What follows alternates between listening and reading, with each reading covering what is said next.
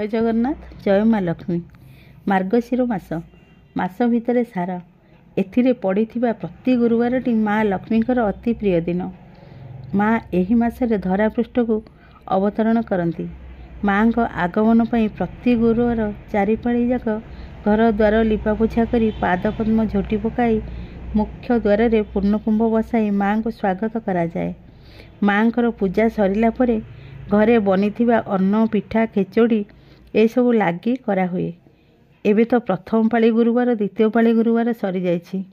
December 5 तारिख रे तृतीय पाली गुरुवार। ए पाली केही केही माण बसाती। जेहेतु शरण पड़ुछि माण बसाइबा कि माण बसाइबानी लोक माने द्वंद्व पड़ुछंती।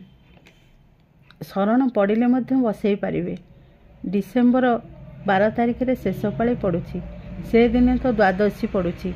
लोक कहिबे माण बसिबनी द्वादशी रे, ताहले माण आमे बसाइबा केबे? एमती भाबंतुनी मनरे।